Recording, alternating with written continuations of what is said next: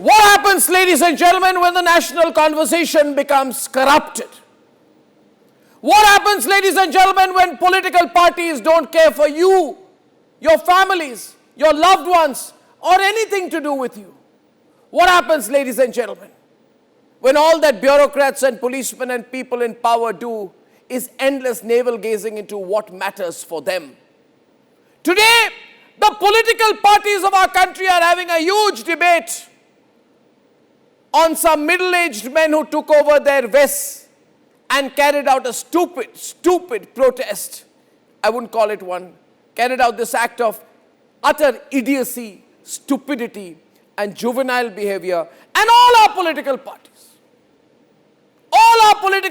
our ruling party, the BJP and the Congress party, are doing a very convenient prime-time debate on it everywhere on every channel. Ladies and gentlemen, this is all they want to talk about because it's convenient on both sides. The BJP knows the Congress is looking stupid and the Congress doesn't realize how stupid it's looking. But no political party, no major leader is dedicating one tweet or one moment or one thought or one comment. No political leader in our country is opening his or her mouth for 8-year-old Reyansh. 8-year-old Reyansh, ladies and gentlemen, who at 5 p.m. on the 19th of February in Sunarwali Gully, 8-year-old Reyansh was probably on his toes, peeking from his balcony, watching a wedding procession when a bullet struck his head. They call it celebratory firing, and politicians are experts at this. As of this minute, Reyansh is in coma, as per his relatives. As per the latest medical report that we have from the hospital, Reyansh is still critical. He's on life support, an 8-year-old on life support. And no political party, no major leader will talk about it, you see. Because for our political parties, this is not important. 8-year-old child you see in those celebratory visuals, they're probably at his own birthday party. And now, fighting for his life with pipes all over him. They tried to take off the ventilator for a while. But he's still fighting. He's not given up. The pictures on the left are of Reyansh a few days back and now, Reyansh now. Why are Indian politicians so insensitive? Why do they believe they need to talk about everything? From Trump to the Banyan Circus. But not talk about Reyansh. You know why, viewers? Because an 8-year-old, you see, is not a voter for them. He cannot be broken into a caste group, into a community, into a vote bank. Reyansh is not a vote bank, so none of these Netas will talk about Reyansh. And Reyansh is just an ordinary citizen's child. He should have been in his school this Tuesday morning, but as of now, he's on a ventilator, on a hospital bed, tubes down his throat, instead of the tiffin that his mother would have packed for him. Ladies and gentlemen, Krishna Verma, a 16-year-old, allegedly a fellow resident of Bulandshahr, is the accused. He's on the run. I'm not mentioning the political party, you can guess, but I'm told his family has political contacts, important political contacts. So he is on the run.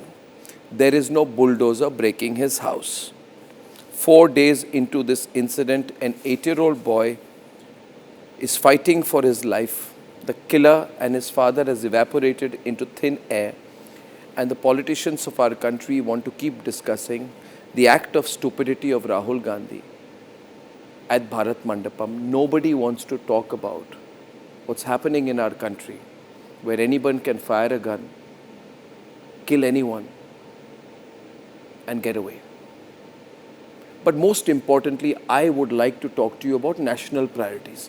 I want to ask the BJP, the Congress, the Samajwadi Party and all parties, how come Reyansh is not a headline for you?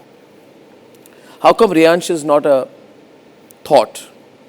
You know why, viewers? Because Reyansh is not a vote bank, as I said. He's not a constituency. He's just one 8-year-old boy. Whether he lives or dies does not matter to India's politicians. I know they will hate me for saying it, but I'm telling them the truth. The politicians, remember, are always just that, politicians. They don't care.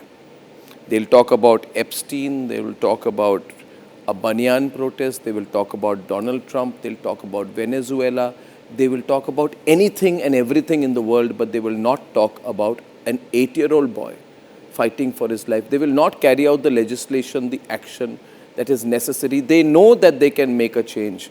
They know that they can spread terror in the hearts and hands of people who hold these guns in their hands and do celebratory firing. But you know why they won't do it? Because their own friends and family does it.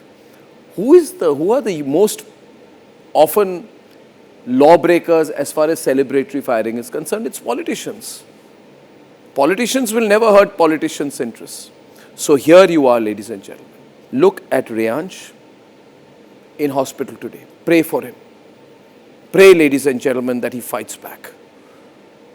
Pray that he finds his voice back. Pray that he finds his spirit back. Pray that he fights back. Pray for Reyansh, justice for Reyansh. But do not forgive the politicians who were quiet today.